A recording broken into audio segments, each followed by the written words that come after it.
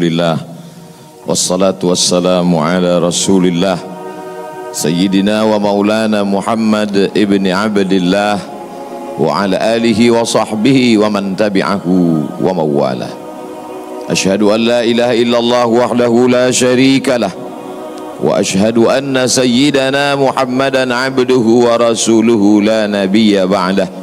Allahumma salli ala sayyidina Muhammadin an-nabiyil ummi wa ala alihi wa sahbihi wa barik wa sallim. Qala Allah Ta'ala fil Qur'anil azim wa huwa asdaqul qailin. A'udzu billahi minasy syaithanir rajim. Ya ayyuhalladzina amanu taqullaha haqqa tuqatih wa la tamutunna illa wa antum muslimun. Wa qala ta'ala fi ayatin ukhra, ya ayyuhalladzina amanu taqullaha wa qulu qawlan sadida yuslih lakum a'malakum wa yaghfir lakum dhunubakum wa man yuti'illaha wa rasulahu faqad faza fawzan 'azima. Ibadallah, usikum wa nafsi bitaqwallahi wa ta'atihi faqad fazal muttaqun. Wa kana mulkuhu 400 sanah. Begitu disebutkan dalam kitab sejarah. Wa kana mulkuhu 400 sanah.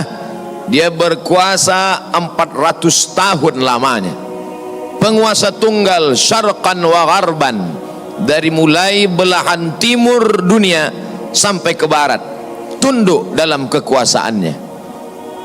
Lalu kemudian datanglah Nabi penyeru kepada tauhid, menghadap penguasa yang hebat, raja segala raja di atas dunia.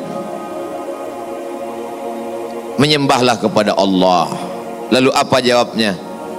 Dengan sombong dan angkuh dia berkata, Arabbun ghairi, Arabbun ghairi, adakah Tuhan lain selain aku? Adakah yang lebih berkuasa di dunia ini selain aku?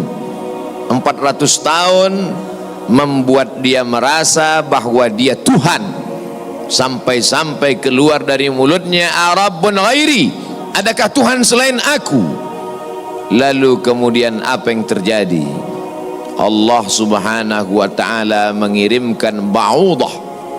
Dalam Al-Quran Allah mengatakan tidak malu menciptakan ba'udah, nyamuk. Innallaha la yastahyi ayyadriba masalan ma ba'udah. Allah tidak malu menciptakan seekor nyamuk, wa ma fawqaha, lebih kecil daripada nyamuk. Apa yang terjadi?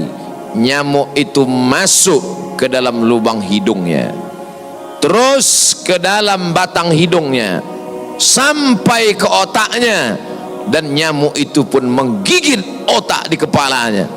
Lalu kemudian dia mengambil martel, memukul-mukul kepalanya, sampai orang-orang di sekelilingnya menyangka dia gila, sampai dia habis usaha, makin sakit, tak dapat dirasakan, tak dapat diceritakan, tak dapat diungkapkan bagaimana rasanya, dan akhirnya dia pun mati.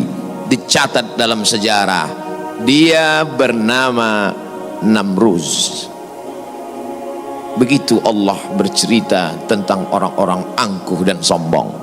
Dia tidak mati disambar petir, dia tidak mati ditimpa batu besar, dia tidak mati karena sesuatu yang hebat, tapi dia mati karena makhluk yang hina, yang kita pun dapat membunuhnya dalam satu kali tepukan. Berpuluh nyawa nyamuk akan mati. Tapi begitu Allah Ta'ala ingin menunjukkan kesombongan, keangkuhan orang-orang yang merasa dirinya Tuhan, jawabannya adalah kuasa Allah Subhanahu wa Ta'ala. Hari berganti, musim berubah, dunia ini diisi oleh orang-orang yang angkuh dan sombong. Selesaikah dunia dengan matinya Namruz? Tidak. Lahir lagi generasi yang lebih canggih daripada Namruz, lebih kejam daripada Namruz. Apa yang dia lakukan? Yuzabbihuna abna'ahum wa yastahyuna nisa'ahum. Lebih sadis daripada Namruz. Anak laki-laki disembelih hidup-hidup, anak perempuan dibiarkan karena tidak melawan. Anak laki-laki yang dia nampak dalam mimpinya akan menarik mahkota kekuasaannya. Anak perempuan dibiarkan melahirkan, sampai pada akhirnya ketika dia berkata dengan lantang, kalimat berbeda, substansi makna yang sama, ana rabbukumul a'la, ana, aku, rabbukum, Tuhan kamu, a'la, yang paling tinggi. Ternyata kekuasaan boleh bisa merubah makhluk merasa menjadi khalik. Orang kalau sudah terlalu lama berkuasa, melihat manusia tertunduk-tunduk ketakutan, maka berubah dalam dirinya, berkata, kaulah yang paling berkuasa, engkau adalah Tuhan. Itu pernah terjadi pada Namruz dan menular kepada Farao. Al-Quran menyebut dia Fir'aun. Ana, aku, Rabbukumul a'la, Tuhan kamu yang paling tinggi. Bagaimana cara Allah mematikan Fir'aun? Diceritakan dalam Al-Quran, falamma adrakahul gharaqu, ketika dia tenggelam di tengah laut merah, masuk air itu ke dalam tenggorokannya dan masuk ke dalam lehernya, terus ke dalam dan masuk ke dalam paru-parunya. Sebodoh-bodoh anak kecil tidak akan ada air masuk ke dalam paru-parunya. Anak kecil yang belajar minum, kalau sampai air masuk ke dalam saluran nafasnya, dia pasti akan tersedak. Tersedak adalah kuasa Allah. Kenapa? Karena ada saluran nafas, ada saluran minum. Udara tidak akan mungkin diisi air, karena kalau sampai air masuk ke saluran udara, maka hancurlah paru-paru. Allah ciptakan satu kuasa bernama tersedak. Tersedak adalah kuasa yang paling ringan. Anak kecil yang tak ada daya upaya pun pasti akan tersedak. Tapi Allah ingin menunjukkan kepada Fir'aun, jangankan untuk menggenggam dunia, jangankan untuk membunuh Musa, jangankan untuk mengejar Bani Israel, untuk tersedak pun kau tak kuasa, wahai Fir'aun. Apa yang terjadi? Fir'aun mati. Kenapa Allah mematikan Fir'aun dengan air? Kenapa tidak dengan batu? Kenapa tidak dengan petir yang menggelegar? Mengapa dengan air? Karena dulu bayi yang tak berdaya itu dihanyutkan ke tengah air. Wa auhayna ila ummi Musa, kami wahyukan, kami ilhamkan, kami bisikkan ke hati ibu Musa, an ardi'ihi, susukan anakmu. Fa in khifti alaihi, kalau kau takut anakmu ini akan disembelih Fir'aun, fa alqihi fil yammi, hanyutkan dia ke sungai. La takhafi, jangan kau takut, wala tahzani, jangan kau sedih, inna radduhu ilaiki, kami akan mengembalikannya kepada engkau sesuai dengan cerita yang kami kehendaki. Wajailuhu minal mursalin, dan kami akan menjadikan dia salah satu daripada rasul yang kami pilih. 5 di antara rasul itu, salah satunya adalah Musa alaihi salam. Musa, bayi yang tak berdaya, dicampakkan ke laut, dicampakkan ke sungai Nil, selamat. Bayi yang tak dapat berenang, bayi yang tak ada kuasa, bayi yang tak ada daya upaya, selamat di atas air. Tapi penguasa, raja di atas raja, segalanya, bukti-bukti kuasanya sampai hari ini menjadi bukti. Satu di antara 7 keajaiban dunia adalah piramid yang dibangun oleh Fir'aun. Tapi ternyata air yang dulu menyelamatkan bayi Musa, air yang sama menenggelamkan Fir'aun yang amat sangat berkuasa. Sekali lagi Allah ingin bercerita kepada manusia bahwa mudah bagi Allah melenyapkan makhluk-makhluk yang sombong, yang merasa diri gagah perkasa. Manusia yang terkena penyakit amnesia, terlupa bahwa dia hanyalah makhluk, paru-parunya ciptaan Allah, udaranya titipan Allah, hembusan nafasnya dan tarikannya semua atas kuasa Allah. Mestinya dia berkata, la haula wa la quwata illa billah. Berakhir episode Fir'aun. Selesaikah dunia? Tidak. Muncul lagi mereka yang sombong-sombong. Macam-macam nama sejarah mencatat.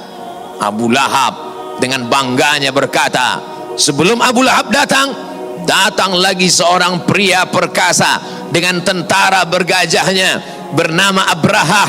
Dia ingin memindahkan Ka'bah karena baginya bisnis di Makkah harus dialihkan. Nun jauh di Yaman, berseberangan dengan Laut Merah, menyeberang ke Afrika.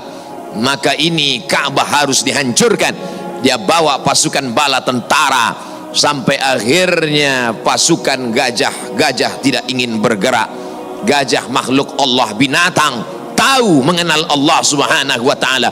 Dia paksa gajah itu berdiri dengan pawang-pawangnya. Akhirnya gajah itu berjalan karena amat sangat terpaksa dan di bawah tekanan. Sampai akhirnya apa yang terjadi?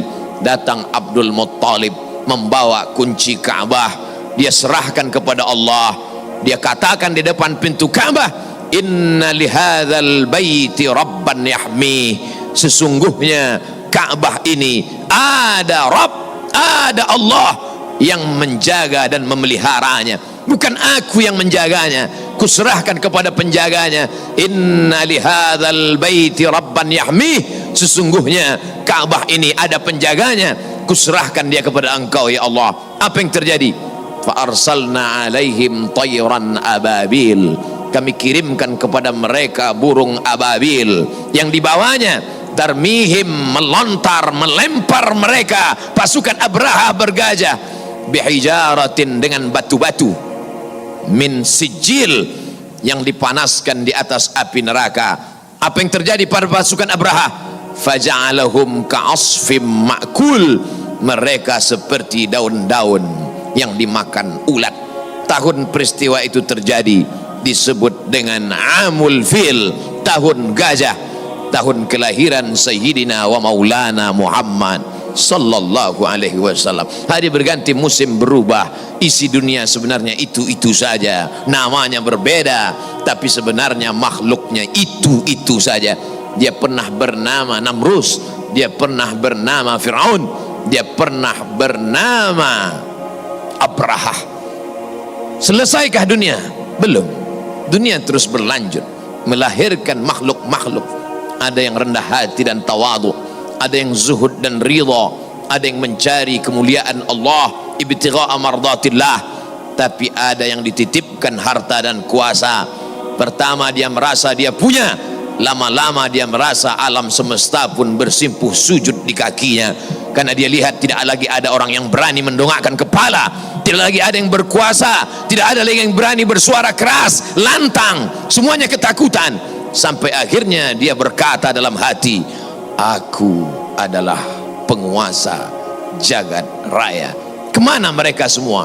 Mati. Ketika penguasa-penguasa dunia modern dengan kecanggihan teknologi berkata, kami bisa menangkal gempa sebagaimana apapun kuatnya bisa kami atasi. Ternyata begitu ujian Allah itu datang, bangunan yang mereka bangun porak-poranda, hancur berkeping. Datang lagi satu penguasa berkata, kami yang paling banyak jumlahnya di atas dunia, kami yang bisa menguasai alam semesta. Mana itu Tuhan? Mereka tak pernah mengenal Tuhan, karena mereka adalah komunis, karena mereka adalah ateis. Bagi mereka agama itu hanyalah candu. Orang yang terkena narkoba bagi mereka sama dengan orang yang dimabuk oleh agama, karena bagi mereka agama ini hanya opium saja. Manusia yang stres, manusia yang depresi, lalu dia menjalankan agama.